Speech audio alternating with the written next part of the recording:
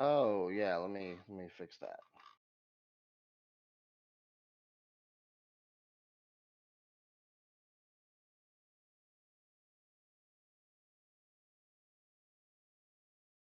There we go. That should be fixed. How is everyone doing this morning?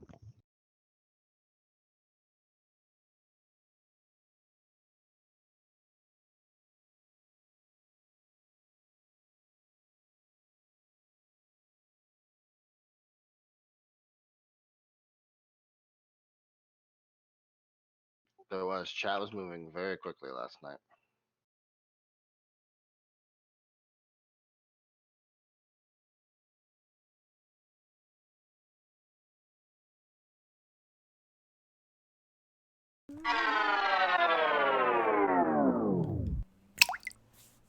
Hey people, good morning. Happy Friday. Jeez, it took forever to get here, didn't it? And this is Anne. Welcome to Reaper Pro Tips with disembodied voice Justin, and we shall be guiding you through the painting process today on the Snake Lady again, except this time we're going to introduce a new factor. We're going to throw in a second light source. So we're going to do an ambient, a blue ambient, I decided. David was whining at me that he wanted more blues, and I was like, no, no, no, no, no, no, no. And he was like, well, yeah, no, put in a second light source. So we're going to listen to my boyfriend for once. How has everybody ended? Any of you, did they give away the airbrushes last night? Because I tuned into Reaper Live, but then I had to go run errands. So did any of you win an airbrush? It was a long week. Actually, the four people that won, I don't feel like they were names I've seen a whole lot of times. Oh. One of them though was Grazietti. Oh, okay. So Yay. So Graz won one. That's awesome. Oh, missed the whole show. Bummer, Inara. Also, I didn't know. I was happy that I tuned in because I saw Matt retired. And I don't think anybody would have told me otherwise. So good luck to Matt in his new retired state. hey, at least you got told. I Yeah. had to ask him about it. Oh, really? Oh, wow. Yeah, apparently they had a party too. Oh, wow. Yeah, COVID. I mean, well, because the communication was already not great, and then COVID came through, and now nobody. Yeah. So that's sad. No airbrush, but yeah, Graz won one. Good. Hi, Masara. Thank you for the sub. We are slowly progressing toward our next AMA and giveaway. Pretty soon I'm gonna have to actually like figure out what cool thing I want to give away. And airbrush was not in your destiny. Yeah, well, I mean, they'll be. Did they say anything about when they were going to be available for sale or the price point or anything, Justin? David was Uh, interested. the price point is going to be 199, Okay. and it is going to be on sale just like the light version, which is like a case, and then Mm-hmm. the what is it, the brush itself, and then the two needles Uh huh. are going to be available for ReaperCon. Oh, okay, good.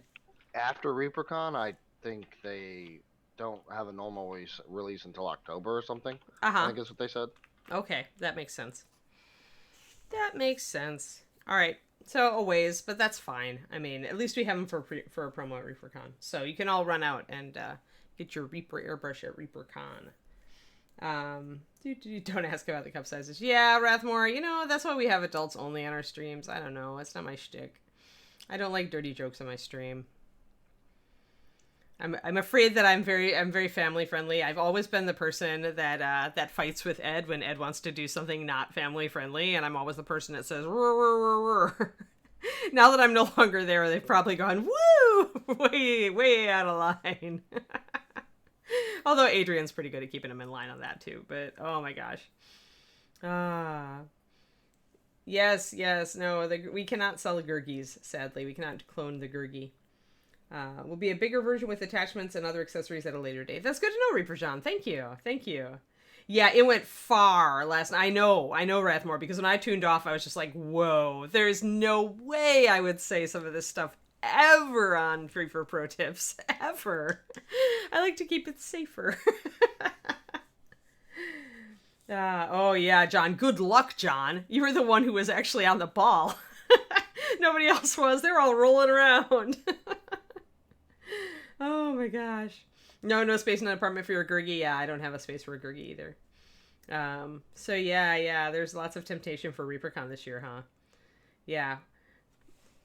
Yeah, well, Francis, I mean, it is expensive, and partially it's, probably because it's a licensed product, Reaper and Badger working together, but also Badger did some new engineering. They had to make an entirely new design on this. So part of that cost is to cover the upfront like design and, and creation costs for a brand new, it really does look a little bit different from their other brushes. So you have to figure that in as well. Whenever you do an entirely new product that does something different, it's going to be more expensive. And if it's right, if Aaron was right, and it's like got real different capabilities as far as being able to shoot finer or thicker with a single needle, then, that's new technology. So that's different too. No, I don't appreciate mask debates, Crowley, at all. I don't like to touch hot topics. And especially not ones that can be misinterpreted if you talk too fast. Because I'll tell you, that's not what my boyfriend thought they said. Coming in totally cold when he was listening to it secondhand. So I know everybody thinks it's funny. I don't think it's funny. Not on a public stream with a big name company. I don't. But that's just me, right? That's entirely my private, personal opinion on it. But that is me, and that's why we keep it all family friendly here. If I've got like 13 or 12-year-old kids who are watching the stream, and I know that my 11-year-old, unless he had a birthday, my 12-year-old nephew does watch this stream, so we're keeping it clean, folks. And if Graham is watching today, hi Graham. Apparently my nephew does actually watch me stream on occasion, so that's pretty cool actually, guys. All right, yeah, keep it professional, right? I mean, we may not be #not professionals, but in some aspects, I think we should reach for it. It's a low-hanging fruit. All right. Yes, we have Gurgi, the last Gurgi giveaway. Hey there, Modi City Ray. How's it going? Oh, this is the last Monday of the week. Yes, I'm very thrilled. All right, let's go to Snake. You heard the bad thing. Yeah, Maravi, exactly, right? It's like, if you're in on the joke, then you realize what they're saying. And if you're not in on the joke, you're like, whoa, what did I just tune into? It's really, at this point, Justin, Reaper Live needs to be just labeled reality TV and just be done with it. I mean, it basically is. Mm-hmm. That is it. It's a reality TV with giveaways. Wow, I wonder why reality TV hasn't glommed onto doing that itself.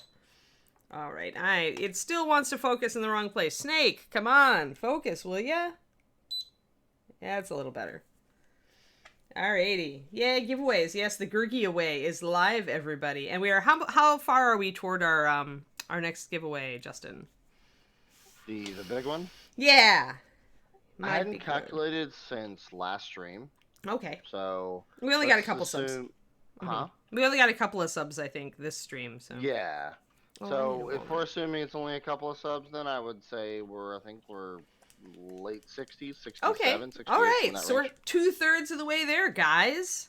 That's awesome. I'm just squeezing out some walnut here. So today what we're doing with Snake is we're going to add a cool ambient light source. So remember, what we've been doing so far is that we're like, well, if there is only this warm light, then cool tones will get washed out and browned out by it. So our purple just disappeared and went really brown. But if we want to bring that purple back, and if we want more color variety, what we can do is say, well, the Snake is, the main source of light is the fireball, but there's a secondary source of light because she's outside and it's in the evening. So there's blue light, there's a bluish cool light from dusk. And that allows you to reintroduce your cooler colors. So what I've got here is I've mixed up some of my Monarch Purple, and I've also reintroduced our Tianzia Jade, and I'll put these bottles up. I'm thinning all of them about 2-to-1, 3-to-1, 2-to-1, I think 2-to-1. And then I've also got Tropical Blue, which is one of my favorite cool highlight colors. Even though it's a warmer blue, I find that it does very well when you want that kind of cold ambient light. Because it's light to begin with. When you add white to it, you can get a nice blue-white light out of it. You could also use something like Blue Flame, or you could use any of the cooler blues. But Tropical's doesn't have any black in it. It's important to not use something with black in it. You want to use something with a purer color. So I like Tropical for that. And I've got my Walnut because I realized I have to do a little bit of a touch-up here, just in case I have to block in a really dark shadow. So I've got my Walnut. Hey, Kiri, are you going to settle down and not have a dog emergency for Friday? Come here, pretty girl. Come here. Come here. Hi. Are you gonna say hi? No. She's like, the minute I reach for my camera to tilt it to show you a Kiri dog, she turns her back on us. And you don't want to see Kiri's butt, so, you know. At least, well, I assume you don't want to see Kiri's butt. All right. All right, Kiri, fine. Be that way. Be that way. Settle down. She probably heard David moving around, and she's like... Lately, David is definitely part of her pack. So, being a shepherd, she's just like, why are you not both in the same room? And why can't I get out?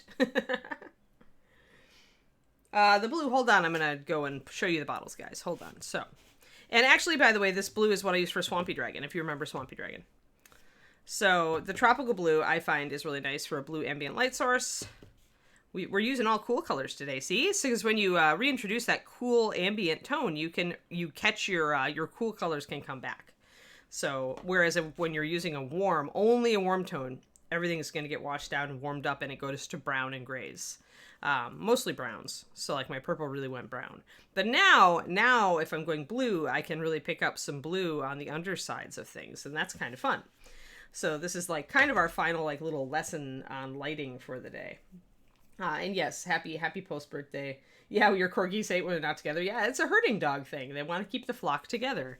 Or the pack, in this case. So I'm going to go back with my Monarch, and I'm actually going to do some... Oh, I need to mix up my white. I also have white because I want to pick up... I want to be able to pick up some highlights. I usually always have, like, walnut and white open on my palette no matter what I'm doing, because almost inevitably I'll put down a color and want to lighten it or darken it a bit. So... Those are my bits of go-to. You can always mix pure white with anything to highlight it and get a nice true highlight. Now we do not have Naga green. Where are you, Naga? I didn't get out my warm colors, which is sad because there's a lot of warm colors back here. But for now, we'll just stick to this stuff and I'll grab that later. So here we grab a little bit of our Monarch Purple, which is 9239, which is one of my favorite all-time purples, for those who don't know. I'm going to mix a little bit of the tropical into it to get this really nice, pretty, it's a very pretty blue purple. See? Very pretty. Tropical is very nice to mix with other colors. And now we're going to take this purple, maybe add a little bit more Monarch. Because Monarch, remember, is a very warm purple. But if I've got blue light, what's going to happen? It's going to go a little more blue. So I'm going to go in here, see, and start. Mostly what I want to do is hit the underside of things now. Things that are pointed down. Things that are pointed down are going to pick up blue light now, because that's the ambient. That's the light that's reflecting from everywhere. So any light that's hitting the model that isn't coming from the fireball, any area, is going to be illuminated more with the blue light. And you can continue mixing a little bit more if you want to hit some of the bottoms of things to make them look like they're picking up more blue light. You can mix in a little bit more tropical blue. And you can do some spot wet blends going back and forth until you hit something you like. But mostly what you're trying to do, and you have to be consistent here, just like you're consistent up above and try to be consistent with light hitting various parts of the model. You also want to be consistent here with the amount of blue that you're using and where you're putting it. Though because this is an ambient and I don't have a secondary light source, like if she had her tail curled around a lantern or a crystal that was blue, that would be different, right? Then I'd have a hot light source right on the model. But instead we're just implying a light source from around everywhere. So we're going to start putting in those blue shadows. One important thing to note is whenever you've got a dual light source, and you can see this in photos online wherever you go. Oh, hey Planner, how's it going? Happy level update. Oh yeah, and it's John's birthday. That's right, I saw that on the stream yesterday. Happy birthday, John. Happy birthday. Here's some more ReaperCon stress. Anyway, I lost it. Oh yeah. So whenever you have a transition from one light source to another on a model, you're going to get a dark band between them. And so if you look at any, I guess I should have brought my pinup book in here. There's a great shot. If you look at portraits or portrait photography where there's a warm light and a cooler light or two different light sources on either side of a face, you can see a line of shadow down the side of that face. You need that for it to look right. So do not take your blue highlight all the way up to where your yellow is. Leave that band of dark between the two. It's what makes it look right. It's what makes it look real. And if you lose it, then you really have lost it. Like, you need to re-add it at that point. Make sure that you've got that dark band between the two things. It's just the way that light physics work, or the two cross. Oh yeah. Oh, that's fine. They can take over the stream saying happy birthday to you, John. If they hadn't reminded me, I would have forgotten because I have memory like a sieve. So I'm happy that they brought it up. All right, so since we hit this area, now we also have to hit this area on the sleeve, right? Because that's turned under. And when I feel like I don't have quite enough, I am going purple though still. Like I'm just highlighting now, bringing back my purple with a bit of blue. So it'll end up hopefully looking purple, even if I have to reintroduce some more of my reddish purple here. But since it is a really dark purple, sometimes it's hard to make it translate over a black primer. So we will do our best to bring it back in. All right, where's my blue? So yeah, tropical blue is the one we're using, 9419. I really like that color for cold highlights. It could get even colder. I mean, like I said, it is kind of a warm blue. So it's odd to use it for this, but I just find that it works really well. It's a little bit translucent. It doesn't have great coverage, which helps because you don't want something that you're going to have to fight the brush strokes on. And so this blue is really good for that. Now, the other thing you want to kind of keep in mind is how bright your ambient light is. Like, if she's outside and it's dusk, the ambient's going to be really soft. So you're not going to get something like that. You're not going to get that brighter blue highlight on the sleeve. Let's see here. Let me blend it in and show you guys. That would be more like if there was a blue crystal sitting out, right on her tail or something. Then you'd get that brighter, very bright blue. Yeah, see? So that's hot, and that's essentially if she had like a glowing vial on her hip here or something like that, you would bring it up a lot lighter, right? But you want to be more subtle because this is just an ambient light source. So that's the difference, like, is how bright you take your ambient source. I'm going to actually grab some of my Monarch Purple and just glaze over this to knock it down, which works just great. The nice thing about glazes is that they normally dry almost immediately. So you can do one and then you can do another one as long as you're not using too much water.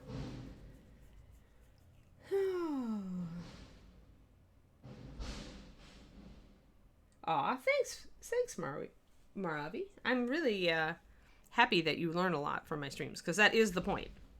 Definitely. That's why I do this, because I want to empower people to paint. To understand that it's not as hard as sometimes people make it look.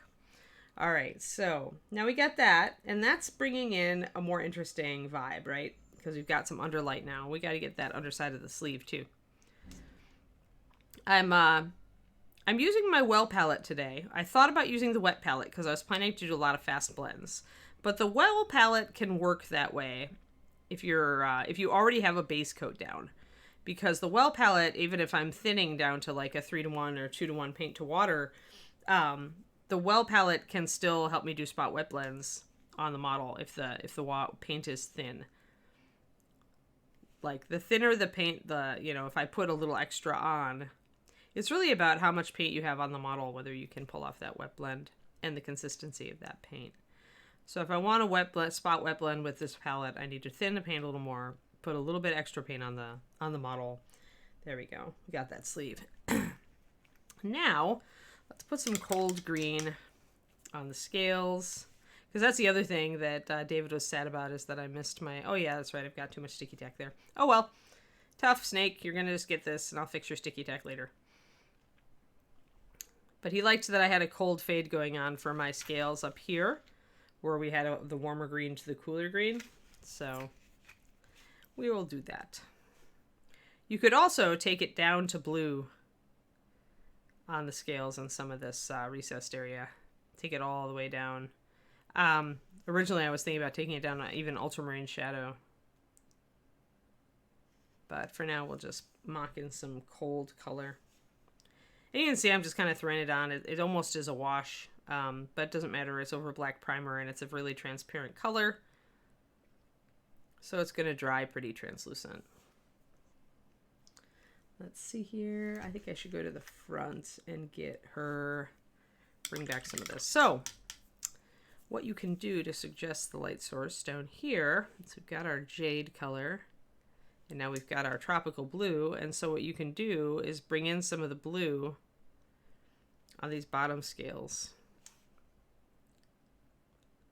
so that they really get some cold light down there and make it look a little more like that. And then on the underside of this belly, it would actually be the blue mixed with the brown, but you can just put really thin glazes of blue to suggest a little bit of highlight from the cold side. Let's see what I can do over here. So a little bit of under reflection down there just to show that there's a cooler ambient.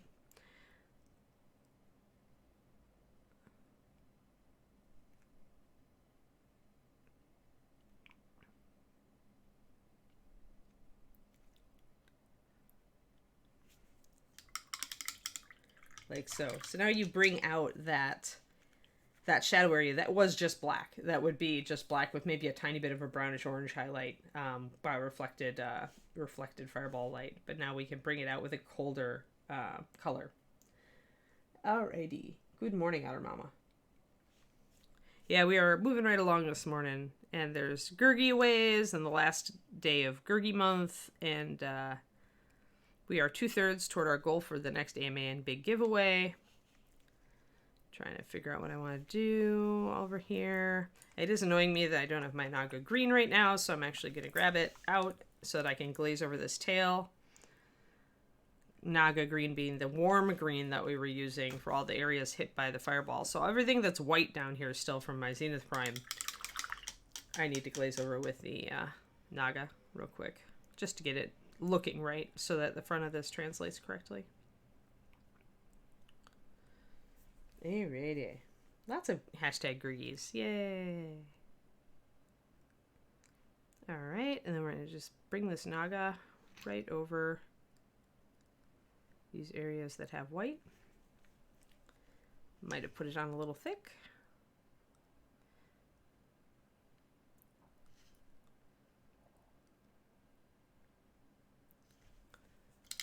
If you put it on a little bit thick, you can always bring back some water on your brush and kind of thin it out. Make it blend in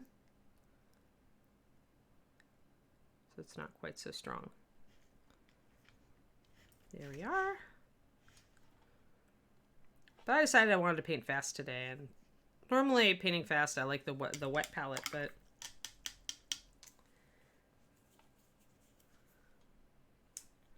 today I just decided to go for the well.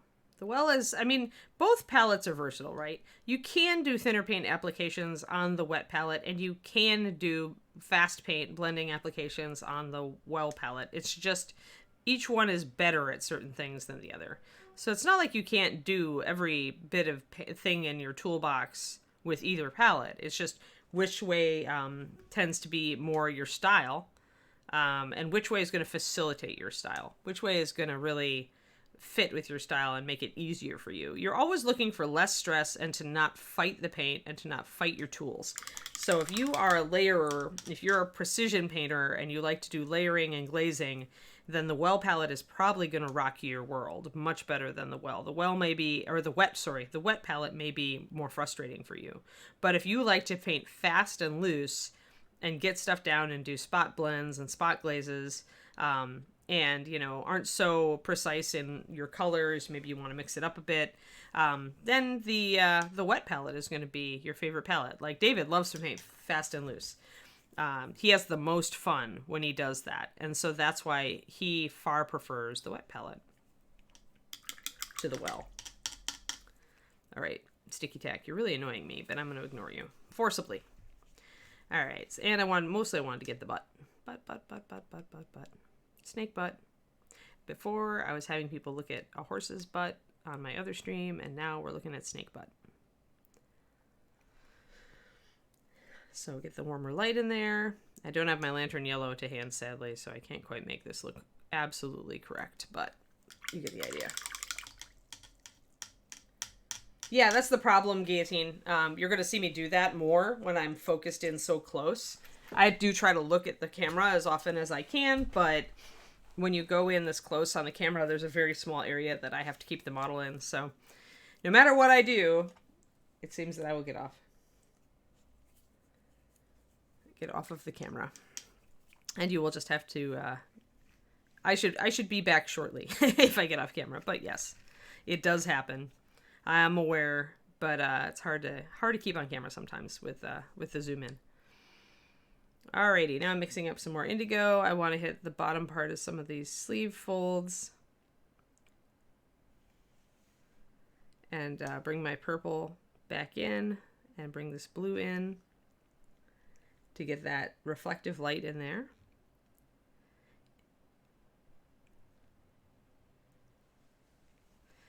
And some of these blue parts are going to be on the very underside of things and not up much, because most of this sleeve is actually pointing a little bit up, so it doesn't get a lot of blue.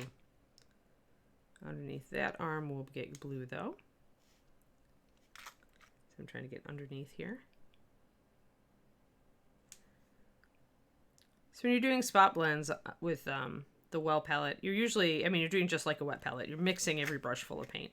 And usually I'm using my raised areas on the palette for that. Since it's, I like to make it easier to clean, so I don't try to like mix and build up paint from spot blending into well, which is a little harder to clean. All right, let's try to get this cloth.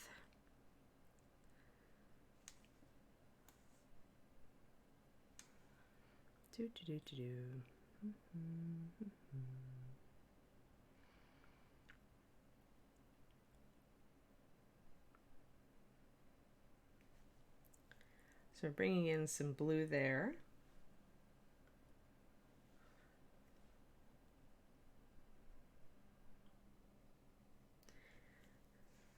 And I need to make sure I don't lose my purple.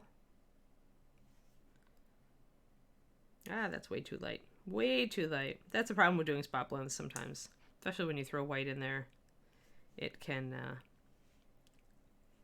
be very stark, and then you have to correct course fast. Luckily, with paint, you can always paint over it. You should never be afraid of making mistakes with acrylics, because you can always paint over it. Always. It's like, don't sweat the mistakes. Can always correct. And don't be afraid of correcting. I mean, I looked at, David was kind of like, he's been kind of sweating his dinosaur dragon thing. And I'm just like, well, what's the worst thing that can happen? You just have to paint part of it over. It's not a big deal. You lose some time and effort, but it's not catastrophic.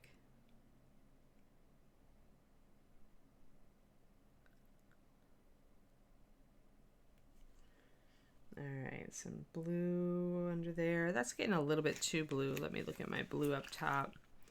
Yeah. I feel like I got a little bit too much ambient down there, and it's also not reading quite right, so I need to troubleshoot.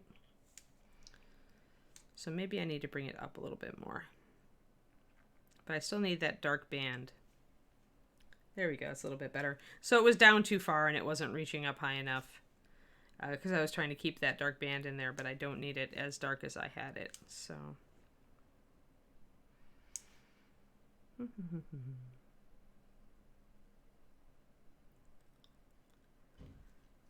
So we're bringing our purple back in quite a bit.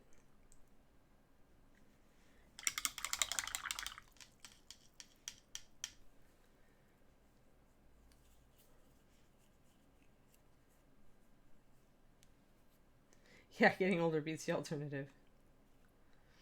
I thought immortality was reached when you had more minis than you could actually paint in your lifetime. I thought that was the rule. In which case, all of us are fine. I need to bring in that shadow band again. Need that shadow band. You need that dark shadow that is not blue and is not orange between the two to make it look right. You gotta have it.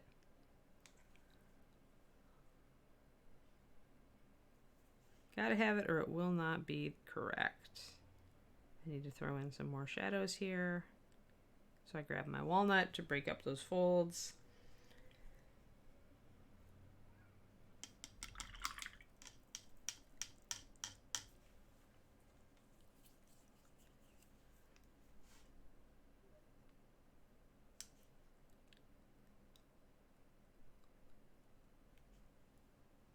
You had a lot of cover bands, Rathmore. You had a lot of cover bands. Although, you know, The Cure being my favorite band when I was in high school and college, you know, I can't complain about that one. I hear that bands are a habit, though. Like, once you're a musician, getting in bands becomes a habit. Is it like starting new D&D games? Is that what it's like? Like, because once you can band, you continually make new ones? I think it must be like D&D. And I don't just say that because I'm a gamer. Well, okay, I mostly say that because I'm a gamer, but... Just trying to figure out where I am here. There will come a point where I have to swap back over to that highlight. And I don't have a dark demarcation there. Good, good. Glad you're excited for Bones 5 Mediac. Yay, Twisted Oma. Ha.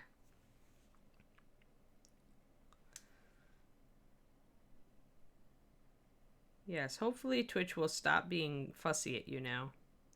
So I need that dark band of shadow between the highlight and the shade. Just trying to see. I think I actually don't need much of this down here. All right, other side.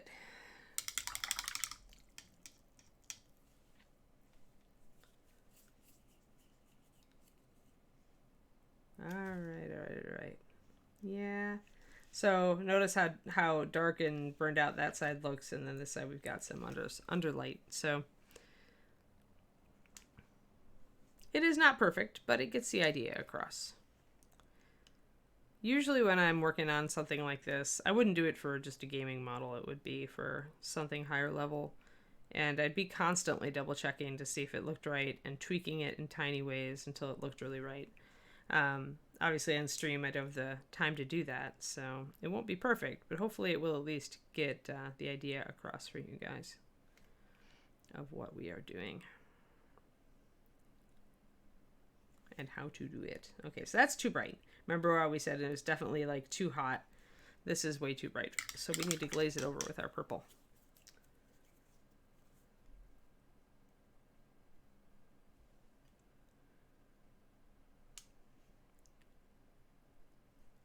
Happily, glazing over it with our purple is a great thing to do. And easy.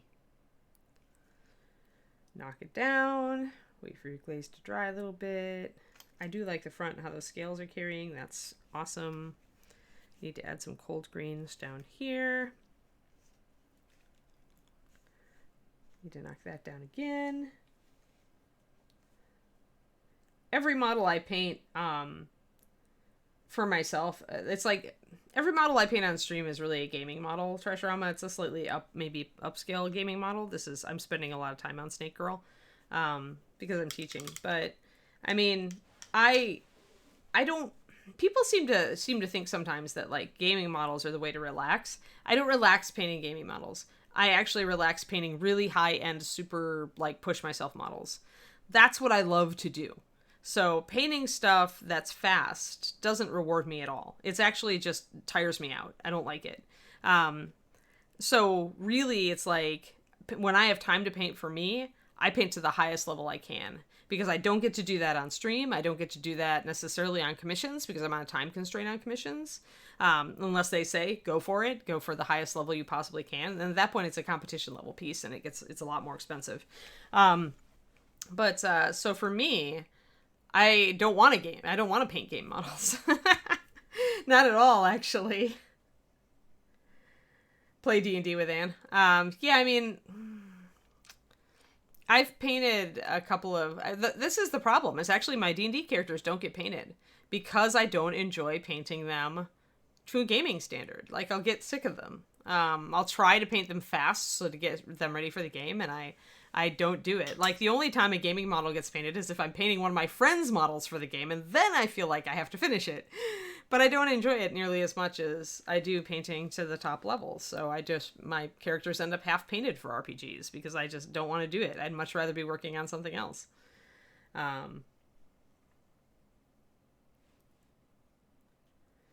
I didn't catch that month. That the Cobbler's Children reference. Yeah, Dragon Eye. I mean, I find it very relaxing to like really get into a model and just, go for broke on it. That's when it's kind of like deep sleep. It's like I fall into it and I can just bury myself in it for a while.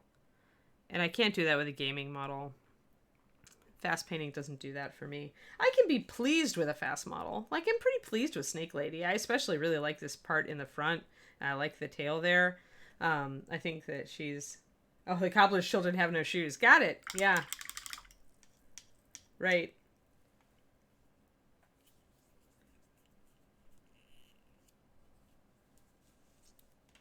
Well, that's not true, actually, Image. That's not true at all.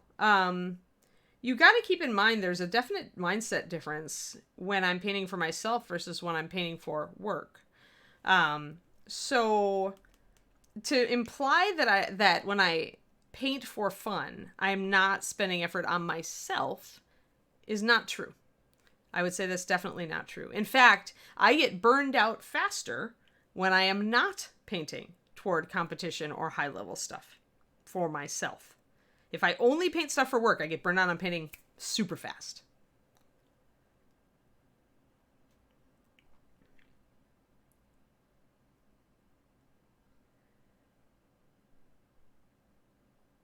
Yeah, Dragon Eye, it sounds like you and I are kind of in the same camp. I mean, I don't have gaming models these days. I have commission work, stream models, and my own models. So I have stuff that's tied to the Patreon, and I have stuff that's not tied to the Patreon. Actually, the last thing I painted just for me was when I was working on Elf. He still showed up on Patreon, but I really enjoyed him. Like, I got into his skin tones. He was a nice, relaxing piece for me. So it's just, I don't know, it's hard to describe. I guess once you get to a point where you feel like you really are comfortable with paint, and I am at that point, then it's just super enjoyable to just bury yourself in that. Yeah, well, stream models are what stream models are real chibi is what can I demo here? That's what I choose stream models for. Is I choose them. I kind of would be, I also choose, well, what's fun, right? What do I feel like painting today? But mostly when I'm looking at stream models, I'm looking at them with an eye toward what subjects am I going to cover on this? What can I do with this model that's going to be fun and maybe educational for you guys? So there is almost nothing of me in what I as far as make decisions for on the stream. I mean, I really like this model and I've wanted to paint her for a while, so she's a good call, but I also chose her because I could do the lighting effect, right? So that's it's a weird, I think it's a weird kind of mindset. You have to compartmentalize when you work for yourself, when you do freelance, and especially when your freelance job is your hobby, right? We all hear about the pitfalls of that. So for me, it's very much a mental compartmentalization where it's like, I am painting this for stream. It's why I find it so hard to finish my stream models off stream.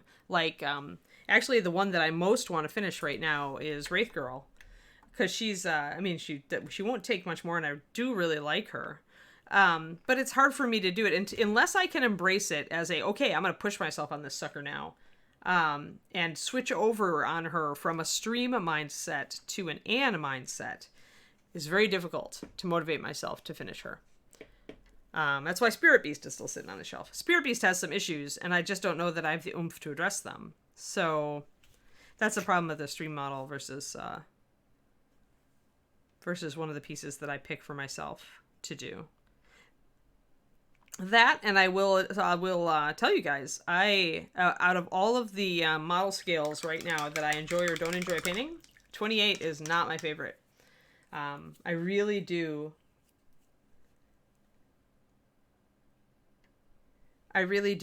enjoy painting much larger pieces more than I enjoy painting 28s. So it's hard for me. It's rare that I get very involved in a 28mm model and feel happy to be painting it.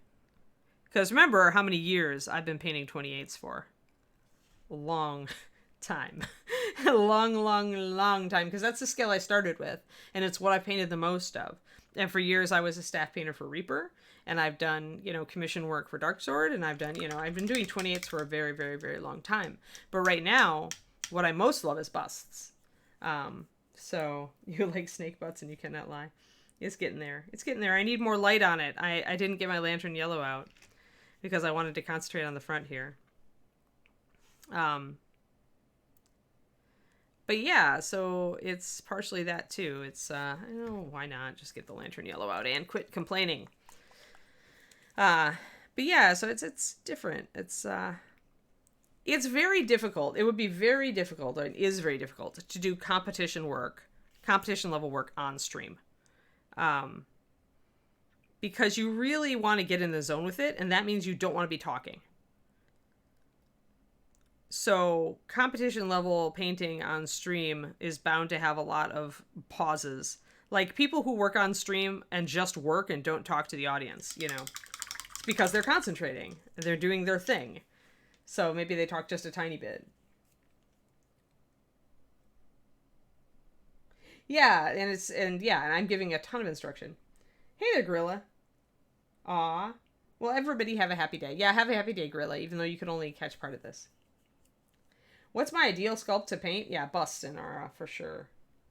Like, I keep showing people this awesome one that I still have to start. I really want to paint this bust. Look at all of her metal. Look at her awesome lion shoulder pad. Look at all of this fun. Look at the free-handed textures I could do. I really want to paint this bust. I really, really do. So, yeah, that's I'm saving that for a treat. But yeah, like, I really, really love big stuff. The most hours of painting Gurgi is my Soldier 76, which is he's my banner on my Twitch account. He was 140 hours. The next most would have been 120 hours. Otter Mama, lately David's been totally sucked in a computer game. I've been taunting him because he hasn't been hobbying very much. I like to hobby for myself in the evenings typically because, I'm working on commissions or PDFs or whatever during the day. But he is, lately, he's totally eaten by the latest Path of Exile, expansion. Eventually I'll get my David back. This is when you paint, when you date geeks, this is what you get. This is the hazard. But yeah, when he and I are painting together, like, usually there are long spaces of silence. It's just the way it is. Hey, Garmage. Hello, we're just talking about things. No, David is definitely not saying Exile Parm. The new crafting system has eaten him. He loves it. It hits his math brain, and yeah. So after that, Kiri, come on, settle. You don't have to go outside and see David. You can settle here. Kiri is the restless dog today. But yeah, computer, it's a good balance, right? You don't want painting all the time, and you don't want to be computer gaming all the time. I do stop and play Path of Exile with him. Which I do enjoy it. I just don't enjoy it to a level that he does, because he's just very good at it. My character is level 85 or 86 now, so she's not doing badly. But,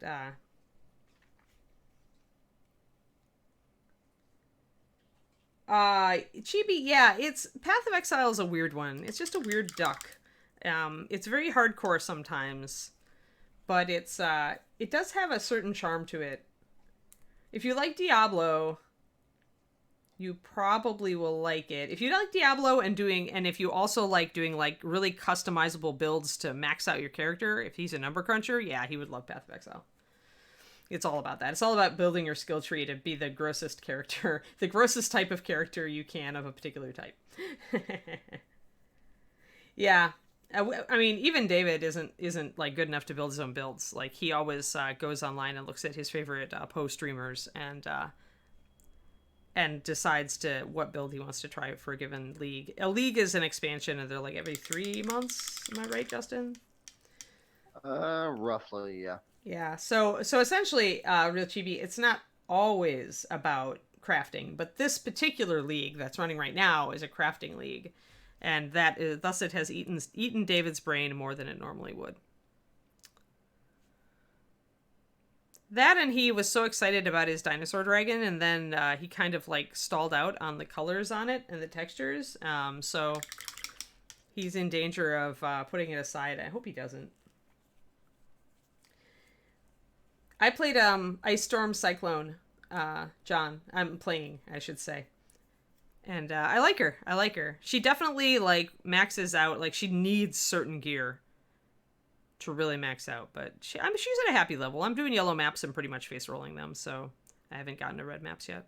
I've been slow on building out my atlas, but yeah, it's a good game. I mean, I don't enjoy it. Like I don't play every league. David and I don't play every league. We skip like a league in between, but I do enjoy it when I play it. And it's unusual because I'm not a big fan of Diablo games, and I do like building skill trees though. I do like having that kind of build out the skill tree kind of goal. Gonna highlight the snake butt scales. Now that I've got my lantern yellow out, I can bring in some of that yellow light to make it look right, because it was bothering me that it didn't look right. But yeah, I mean, Path of Exile's a fun game, and I think it's just free to play, and then there's microtransactions if you want any pretty stuff. I've never paid any money to the game, and I enjoy it a lot, so I think it is a bit of a time sucker. Do be aware. Like many computer games.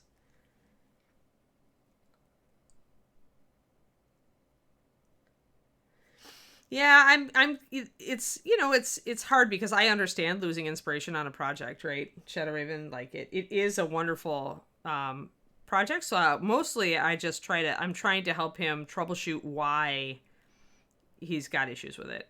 So like, and that can be really helpful. I mean, not even just having a boyfriend who shares or a girlfriend who shares your hobby with you, that you can kind of bounce stuff like that. But even just having a friend who will help you kind of troubleshoot why you're getting frustrated on a project, where it would be to help you isolate where it's not working. They can be very helpful in your hobby.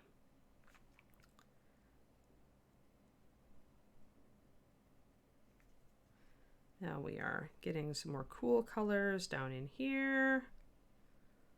I think I'm going to bring some of the blue down into these scales now. These teal, I'm using the Tianzia Jade down here for the cooler scales.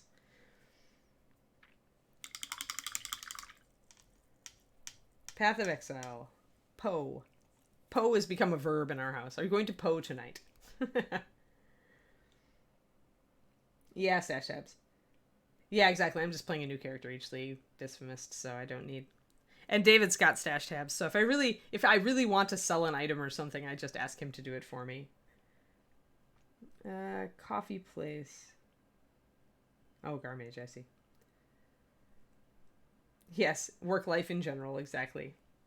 Although our area of expertise is definitely mini painting, so for us, that's where our feedback is at. All right, I'm building a lighter teal because remember we're using the tropical blue, right? Oh, that's way too light. This is a problem when you're adding white. This is why I like the well palette if I'm building bigger wells. If I wasn't doing so much spot highlighting on this today, it's easier to control the white. Let me see if I can get a little more blue in this. You do want to still keep in mind what's in dark shadow, right? You can't go totally crazy going all the way down into here, because there's a really dark shadow in there where the blue color would not show up. And we got to remember we got to keep our band of dark. So I'm going to glaze with the jade, I think, over the blue that I just did. That's bringing out the coolness there. I've got a little bit too much light there. Got to keep it darker too.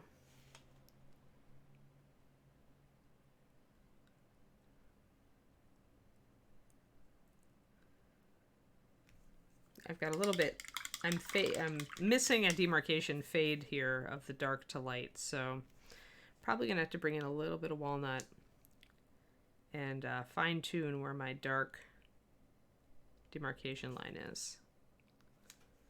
And walnut's pretty strong, so I put down a lot of water before I did it. I've got to keep an eye on where that is. And your dark demarcation line is going to be right under, like right where, if this was NMM, you'd be putting your bright highlight right above this dark demarcation line. So you have kind of that same kind of feeling going on as you do with NMM. Do you need that darker fade?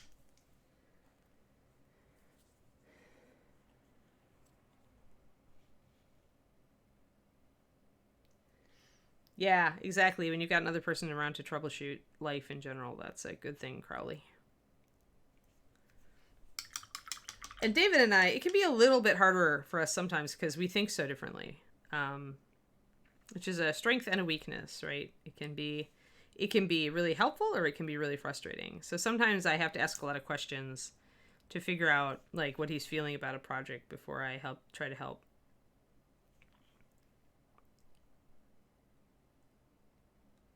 I'm adding just a little bit more blue to some of these little scales, just to get that colder feeling under there. Even there, it's a little bit lighter than it needs to be.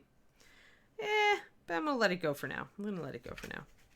All right, where are we? Oh yeah, these sleeve bits here can totally get a highlight now, because they would get some reflected light. And down here.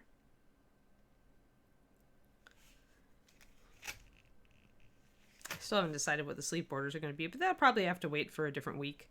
I may come back to Snake to try to finish her out at some point. Let's see. Let's do some brown. Looking for a good medium brown. We were using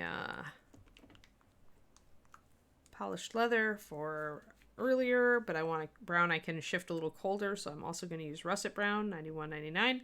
Russet's one of the most versatile browns. It's equivalent to burnt umber. It's easy to shift it colder, but it also can go very warm because it has a lot of orange in it. So my two browns for leather are going to be these guys.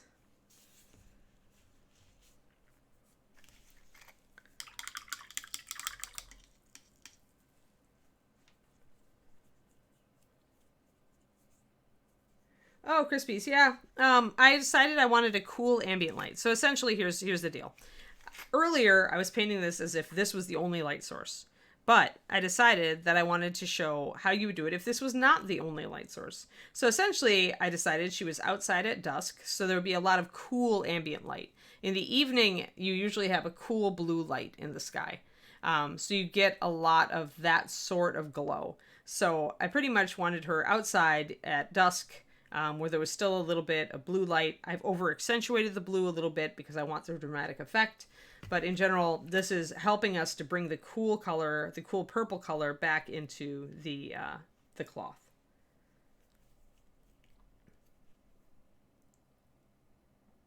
Yeah, ambient light. And it's probably a little powerful. Like, it actually looks brighter on camera than it is in person, but it's probably a little bright. Like, I could knock it down again. I could knock it down by throwing some more purple glazes over it. I'm using Monarch Purple to glaze over it. So, like, if I glaze over it with my purple, I bring more purple back in, and I knock the blue down. I just don't want to lose it all, because I like this blue. So the more purple I put in, the more purpley it's going to get. Yeah, exactly, Trashorama. So yeah, this is why, and this is the most common, when you're going to get two light sources on a figure, by the way, this is the most common color contrast, is going like yellow, orange, and blue, which is, the traditional fire and then like moonlight kind of shift also, except if I was doing moonlight, I'd be going gray-blue, or even a greenish gray-blue, to show that, and you wouldn't get much of it at all, because moonlight, unless it's like a really bright moonlight, you wouldn't get a lot of it past this fire, because the fire is pretty bright. But yeah, the fire glow versus dark bluish ambient, cool ambient is pretty, yeah, that's bad, Shadow Raven. Is a pretty traditional line to take as far as when you're doing two opposing light sources. You can certainly do it other ways. Like I've seen people do like magenta and green if they're doing like neon, or magenta and blue. Like a hot blue and a cool magenta. So I've seen people do that as well. Thanks, Cooves. It's, you know, she's Snake Lady. She's coming along.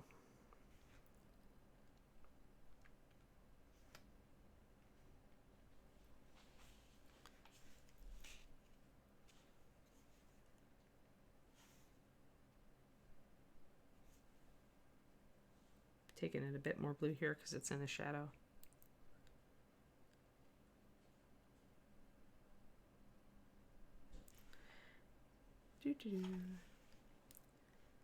So there we go. So that cools down that shadow, gives it a hint of blue, makes it go with this and this. You always want the consistency so that it looks like it's ambient light.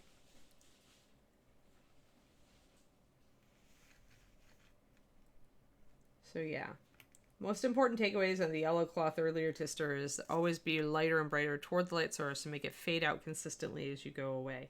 The farther away it is from the light source, the softer it's going to be. So yeah, I mean, she's actually, we almost got her fully painted. I didn't do the edging on the robe or anything. Oh yeah, we were going to do leather, weren't we? We have a half an hour. Let us do some leather. Leather's really easy. If you are using a warmer brown like I was using this really yellow brown polished leather for the underside of her belly, do go with something more neutral and darker for the leather probably here. So I'm going with russet with a touch of the polished leather. The polished leather highlights up with the orange gold, the fire color really easily.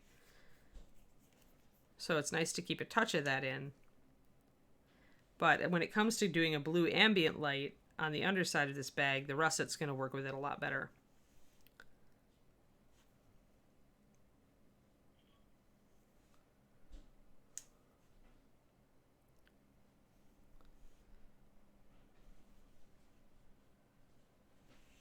Just touching in that brown color. The top is the polished leather, and the bottom is the russet brown. It's kind of a blend of it in between. I might also just glaze over the zenith on the belt with a little bit with the polished, and then do the russet.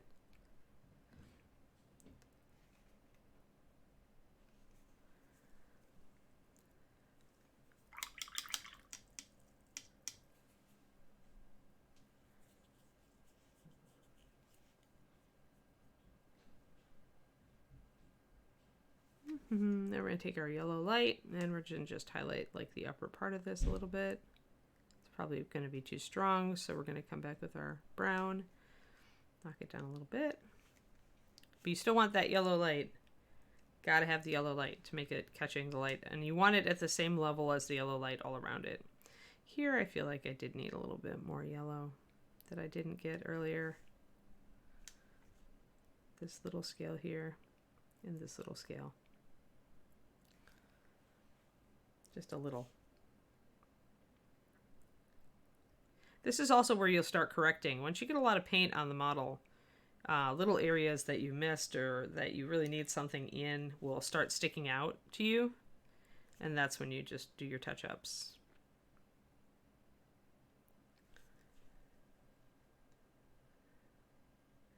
I don't think I've done... No, I haven't done various colors. The closest I got was doing of the stream on the turtle, the pack turtle.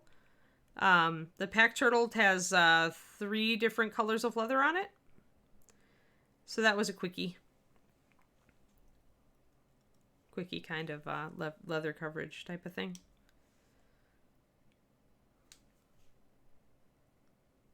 There. It's a little better. And if I really want to, you should get this mini Hagar. Wait, I have her card. I can enable you. Where is it? There it is. She is awesome, and you must buy her. She's in metal. She also apparently has a bones version, but I really like the metal for the tiny scales. Big Silver Dragon. Oh.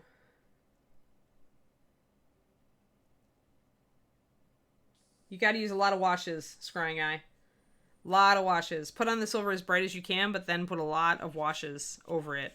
And I would use different colors. If you're trying to really make him magical, you could use like a dark brown, a black, a dark blue, even a dark purple.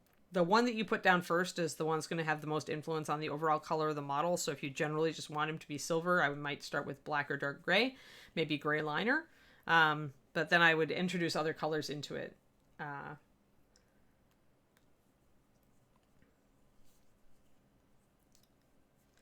yeah, that's true, Scrying Eye. That's also a very good very good question. Planer has a point. It's a very good question for my AMA, which we're working up to. We only need about another 30 subs for it. And on the AMA, I actually do some examples, usually.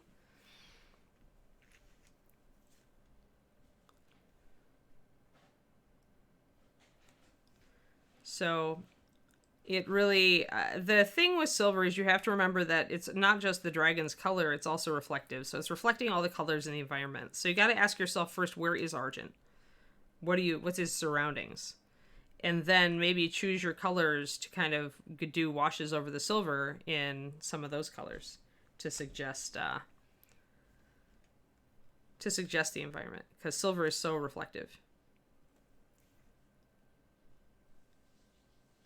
And putting other colors in your silver is the best way to make it look more interesting.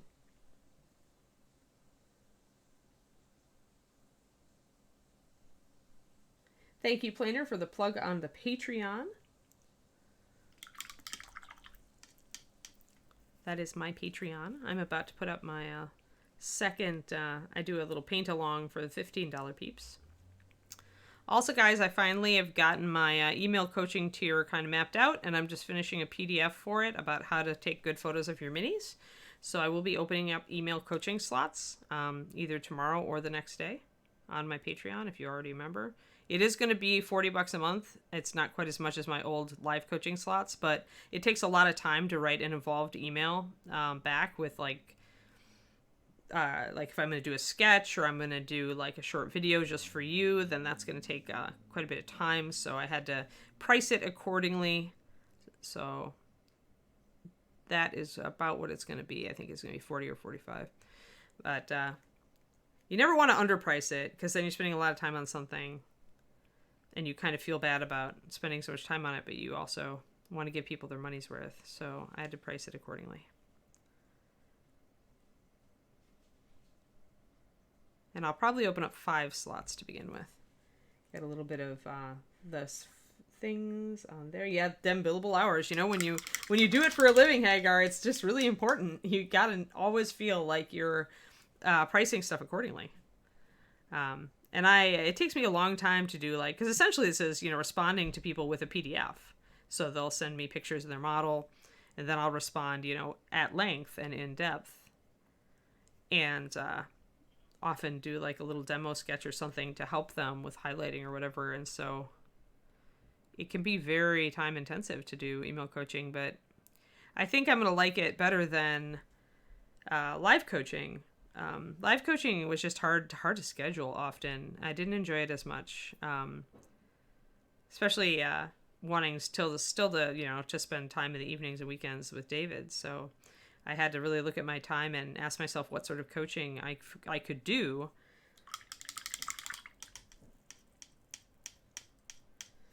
Yeah, I mean, if you're trying to do a really good job, then it would be great. And what I kind of hope happens with these email coaching slots is that people jump in to work on a model they really care about, and then they jump out and somebody else can go in and get the slot for a while, But we'll see. I mean, maybe if it goes really well, I might open another 5 slots up. I mean, I don't know. I'm starting with 5 just because I want to see how much time it really takes, right? Because I don't know. It's always just kind of an experiment with the Patreon. It's all a grand experiment. Hey, David's back. Now Kiri can stop being restless because one of her pack members is not in the room. See, he's here now. Why she was restless? Well, there was no sign that she was needing to go OUT, so... All right, so we're going to put a little bit of that blue down on the bottom of this bag, guys. She seems to be more wanting us in the same room lately since you're officially a pack member. You have graduated. When the shepherd wants to shepherd you, you're a pack member. Oh, you're not currently a patron. That's cool. I'll be doing it in I was meaning to do it tomorrow, but I want to get the PDF because in order to benefit from it, you really want to know how to take better photos of your models. So I'm putting together a PDF on some tips for miniatures photography that will go with that tier. So probably within the next 2 days is my goal. I mean, I don't normally work on the weekends too much, but if I don't get it done today, I'll definitely work on it tomorrow. So at the very latest by Monday, my email coaching tier will be up. But the goal is to get it up sooner than that. Now you promised, so you have Yep. to... Now I've promised, so I have to do it. So if nothing else, if I'm working on nothing else on Monday, I will be finishing my email coaching tier finals. But I'm hoping I can get a lot done on it today. Oh, yeah. Oh, on the Patreon. Yeah. I mean, feel free to just get on at the $2 level. I'll do a general announcement for everybody when I'm going to put it up, just to let all of my existing patrons know. And then after that, I'll probably give it a couple of days. And if I still have slots left, then I'll go post on my social media and stuff. But I always like to give my patrons and my Twitch people kind of first gander at stuff. Many of you wonderful Twitch people are already my patrons. All right, so there we go. So we got a little bit of a blue under light. I have to watch it though. I have to watch that because this might actually get a regular highlight. So now I need to kind of go back and look. Yeah, it looks shadowy. Actually, the side looks shadowy. I think I did it right. You never know, Shadow Raven. Sometimes people jump on a thing and sometimes people don't. And I mean, money is hard for a lot of people right now with COVID. So, launching a new higher price tier is not a guarantee that anybody will jump onto it, but at least the opportunity is there. And as long as I enjoy it and it works for people and I feel like I'm really helping people, it'll stay. It's amazing how much that underlight adds to the effect. Oh yeah, do you like it? Yeah, I really do. You were the impetus for it. I still don't like these scales. I'm gonna knock them down, but yeah, the blue is having fun. I'm having fun with the blue. So, I think I went a little bit strong there though. This edge should be more in shadow, so time to paint over that a little bit because the sleeve up above would block some of that light, guys. So you need to remember our shadow under that sleeve there. It's interesting how much sketchier and less sort of persnickety she is than the typical Anne figure. Yeah, she is very sketchy. You're right. But I like her a lot. I mean, I think... Yeah, I think it really shows that sketch style works really, really well with interesting lighting effects. Yes. Yeah, I think sketches... Need, to have, like, super precise lining and super precise scale texture and so forth to have a really good looking figure. Right, yeah, because I have a lot of not smooth blends here. There's a lot of just touches and dabs and stipples and streaks. It's very non-Anne. Yeah, it's very non-Anne. It's a DiPietro Anne figure. I should send a picture to Matt and go, I totally screwed this up, didn't I? But it's fun. See, guys, this is fun. Like and sometimes it is possible for me to just have fun on models on stream. But this is in this case, right? It said we were doing sketch style, so we are. So we're not concentrating on our blending. We're purely concentrating on highlighting and shadow and a bit of color. So yeah, morning, Balrug. Good morning. Good morning. So here we are, and actually I'm gonna be fun and put a little blue on the bottom of this strap. You can have some good fun doing stuff like that, like put your warm highlight on the top of something that's vertical and put a cold highlight on the bottom. Twisted Oma says having David kibitzing in the background is fun. We learn even more. Yeah, you get 2 for the price of 1, guys. I'm gonna have to start paying him premium, like royalties or something. Gen Con update. Oh no, your morning slot ended in a total party kill. You need painting videos to feel better. I'm sorry, Miss Timp. It happens to the best of us. I remember when my first level or second level wizard walked into a fire trap because some rogue said he disarmed it and it didn't happen. So I've had that moment. That's sad. I really liked that character, dang it. So yes, hopefully painting videos will help you feel better. And we have about 10 minutes. I'm still working on this. I know he needs to work, but you really should get David a headset for stream. Yeah, Dragon Eye. We'd pump in his... I don't have enough USB slots to cord him into my setup, sadly. Maybe you need to put your mic on ambient instead of unidirectional. Yeah, I mean, I could mess with it that way. I just like to lose some background noise, like when there's lawnmowers going and Yeah, stuff it's like true. that. That's why. So it means you have to Is that a project. software setting or like a hardware switch? Hardware switch. So you could also just like try flipping between them. Yeah, I could. It's a pain in the butt because I can't see it, here from here, so I have to turn the mic around to see it. But, yep. Well, we just need David to stream more, that's all.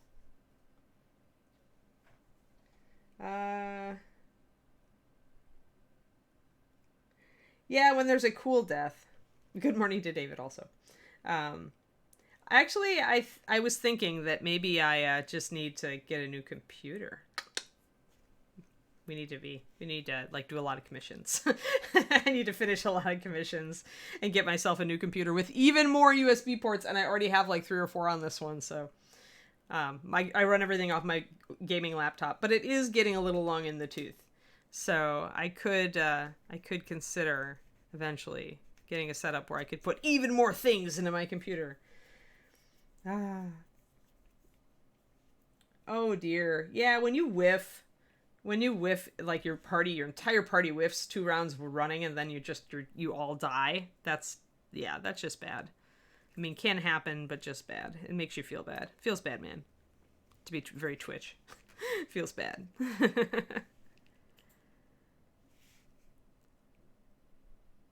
Unlucky to do Twitch again. Can tell I watch video game streamers sometimes. Alrighty. We're just playing around now. We're just working on our little leather belt thing. We got our pouch all nice with its blue underlight. I think I need more blue underlight toward the front. You need to put that, Hagar, you need to put that totally into the Discord. Reaper Discord and AMA. I will absolutely answer that question. We can discuss the pros and cons of each of those approaches. Although really, it shouldn't be would you rather fight. It should be would you rather paint 1 horse-sized duck or 100 duck-sized horses. Because, we should keep it with painting. Though it is an AMA, so you can really ask me that. That is totally a legal question. As it stands, without modification. 1 horse-sized duck would be way faster. That I could move on to painting things I actually like. Get out the airbrush. Talking way too fast or way too softly for anyone to hear me. Yes, well, you hope. Ducks do a lot of ankle and knee biting, yeah. Well, geese are worse. Fibanakwa, put that in the Discord. Reaper Discord and AMA. I would love to talk about it. But I can say I've been playing D&D since I was 9. So, a long, long time. I got into D&D right when it was coming out in the 80s, when I was a kid. And my parents humored me, even though we had neighbors that were convinced it was of Satan. So. Just looking at stuff.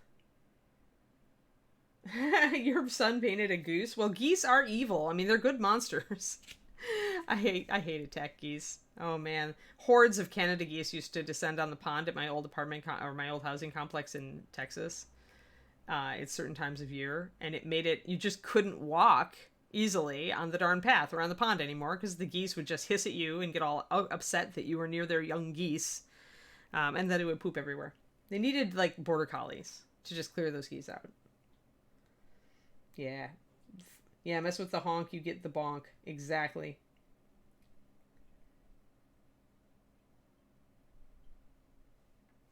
Why construction truck? Yeah, swans I hear can be pretty evil, but, I didn't grow up being exposed to swans. I grew up being exposed to geese in Wisconsin. Not a lot of swans in Wisconsin. Some, I seem to recall.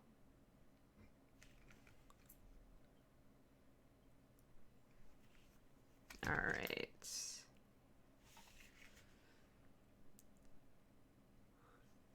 And I'm just... Oh, that actually looks good from that angle. Dang! Not bad. I'm just like look up at the camera and go, oh, hey, my lighting's working, David. Did you look up at the angle? Like it's down the side of the everything. It was it read really well there for just a second. I think it's been reading pretty well from every angle. Right, but I'm on the inside. I've been staring at this thing for constantly. So I was just surprised. Like I looked up and I was like, oh, hey. It is, but yeah, I guess a sign that your lighting is working is if you can look at the model from multiple angles, including other than the main viewing angle, right? Because main viewing angle, main viewing angle, main viewing angle. If you can look at it obliquely and your lighting still works. And if your lighting still works when the actual, like, lighting in the room does not match the lighting you're trying to portray. Right, that's true. Because when your lighting in the room is not the same. That's, Hagar, everything is, there's a blue ambient here too. You see, it's just really soft. I probably need to knock down this one so that it's more like that. I was using a blue ambient because we decided I was originally doing this just as if the light source was the only light source, but that really limits you color wise because anything that's bluish is gonna or purplish is gonna go brown because the colored light is going to affect the surface it falls on. So in that case, I decided to put her like she's outside at dusk, where the sky is very much casting a blue ambient on everything, and that way I could bring out more of the purple in the cloth. But I'm gonna knock this down just a little bit, and also put some blue ambient other places to suggest that cool light. There, that's better. Just needed to knock it down just a little bit, but it's because it lets you do stuff like this too along the bottom of her scales. It just adds another level of visual interest. Otherwise, your shadows can get very boring. They all tend to go brown because of the orangey light. So I wanted to be able to introduce a little bit of blues and purples. Yeah, it's counterintuitive if it's not like natural to you. Some people really get the whole colored light on surfaces thing. I had to actually work at it a little bit. To make myself think that way when I was painting a mini. So this is kind of my, mini where Anne thinks about that consciously and applies it over a whole bunch of different colors. So yeah, if you think about it, I mean, as David and I were talking about this yesterday, a lot of times it's naturally, it makes sense, right? So the snake here is Naga green, but because I'm using a bright yellowy light, her scales that are up close to that yellowy light are going to be a much lighter yellow-green, so you can see the light falling on them, right? And then when you get to this brown belly that she's got, it's going to pick up, a lot of yellow and orange light from the fireball, and the leather is going to do the same thing because it's brown. But then when I got to the dress where it was purple, it really everything went brown, because if you're going to throw a yellow light on purple, it's like when you throw complementary colors together, they tend to make just a mucky brown. And when I mixed the purple and the yellow, I got a brownish color. So I ended up doing that, but that was very boring and blah. And so I decided that bringing back in a blue ambient would be nice, so that it could still look a bit purple on the dress. No problem. It's a good recap for anybody who didn't see this earlier. I'm sure we get new people every stream, so it's awesome. But yeah, so that's why we're doing that. Oh, it's almost 11. But we did start 5 minutes late, so I can glaze a little bit. I was thinking maybe I wanted to build a purple glaze. And speaking of that, maybe knock down some of my yellows here. See if this is a great reddish purple, because when you glaze it over yellow, you actually get kind of an orange color, which is really kind of neat. It doesn't go like really, really brown. You can just take it down. It lets me do a little blending with the glaze. I'm gonna grab, whenever you glaze, you always want to suck off any excess fluid, because you've broken the paint. You don't want it to dry funny. So I usually rinse out my brush really quick, squeeze it out or dry it off, and then dab off any excess. And then you can see how it's taken that a lot more orange, a lot closer to what it is down here as it gets further away from the light source. So that's a kind of a cool thing with reddish purples only. You can go and take them over yellows and get more of an orange, a deeper orange effect, which is fun, I think. Oh yeah, while I finish up, we are doing the Gurgi giveaway, the last Gurgi giveaway, as it is the last day of his birthday month. So if you have not hashtag Gurgied, you should.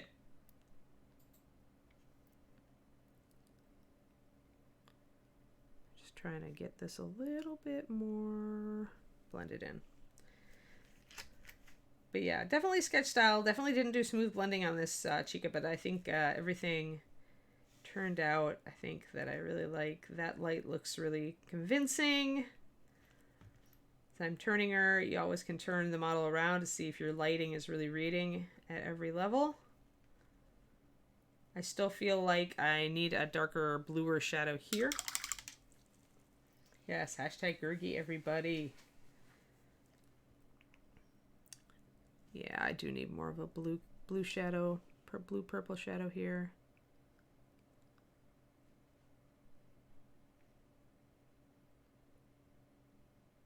There. Blocked in, see. Blocked in more of a cool shadow there. And I think I want a little bit more over here so that it just comes up a little bit toward the back. Yeah, that's more like it. Now it looks more right. Now it looks more right. Cool. Yay! Snake!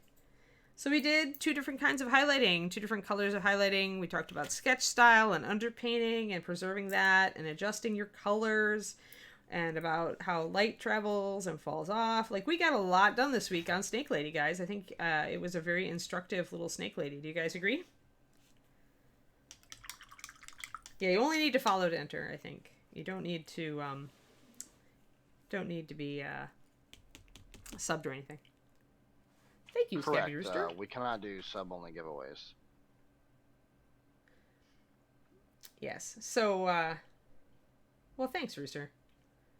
Yeah, absolutely. So, remember to give us a follow if you haven't. I also have my own stream that I do over on twitchtv.com/paintingbig, and I have my Patreon at patreon.com/paintingbig. All of these are places to find me, and follow me further. Yeah. I may do a stream this weekend. I don't know. I almost did a stream yesterday, but I knew that Reaper Live was going to come on. And I didn't want to overlap Ed and the gang. Oh, Motor City Ray. Holy Whoa, crap. Motor City Ray. He just destroyed us. Like, wow. Like, that was a bomb. I think I'm still feeling the shrapnel. Whoa. Now we are, so thank you, Motor City Ray. Amazing. Everybody go follow Motor City Ray.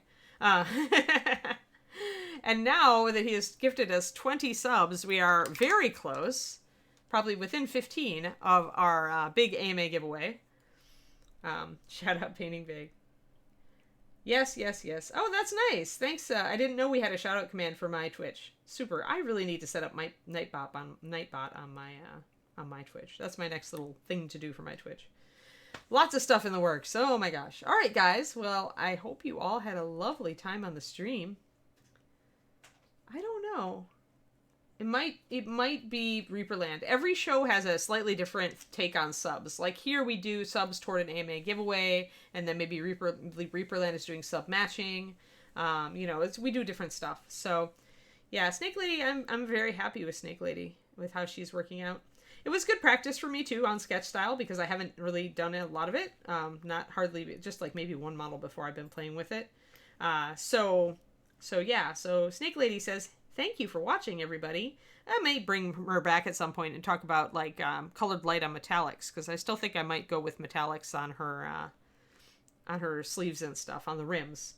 So yeah, so we may come back to Snake Lady at some point in the future. I've got a bunch of things, like Little Herbalist Girl, I still want to go back to her too. So a lot of little minis to go back to. But I think next week, though, we are going to do a new model. I don't know which model I'm going to do, but I am going to do something new, guys. Might even do a little sculpting to do a simple base. Yes, indeedy. Well, thank you all for showing up. I know all week we've had a lot of views, and I really appreciate it. It's super. I love feeling like I can help a lot of people, so I love seeing the stream grow. So you guys have a fantastic Friday, all right, and a great weekend. And we will see you again. I guess today we have a lot of other shows. Justin's going to talk about them in a second, but I will be back on Monday at 11:30 a.m. Central Time, as always. Okay? I just drew our 4 winners. Oh! Who are our 4 winners? They are Reticim,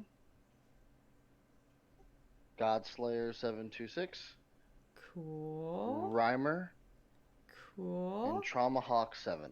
Awesome! Yay! So, do they have to exclamation point claim?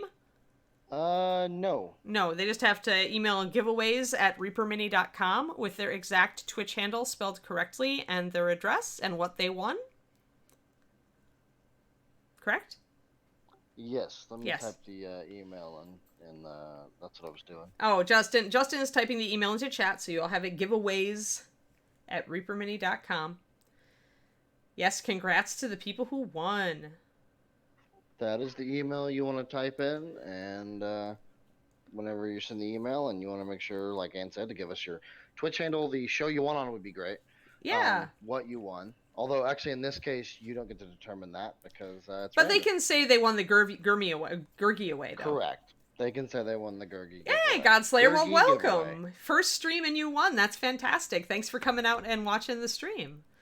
Yeah, we're the Gurgi giveaway is, I think, paint sets is like the starter paint set for MSP for my paint line. So one of the of the 4 giveaways, 3 of them are $10 gift subs and gift certificates, and then one of them is a paint set. Awesome. So yeah, so you get some paint out of it at the very least, Godslayer, and you may get a learn to paint kit. So thank you very much for showing up. Consider this our thank you to you for coming to watch our stream.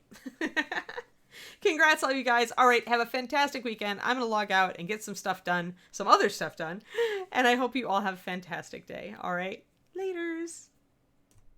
Thank you guys very much. Don't forget to tune in later today at 3 p.m. Central, which is about 2 hours, for Reaperland. Reaperland is like a community-driven show where we show off paint jobs and other fun community stuff. And you know what? Generally speaking, it's a lot of fun. You guys should come out for that. Thank you for coming out for this show. Keep being awesome. Spread the Reaper love, and we will see you guys later.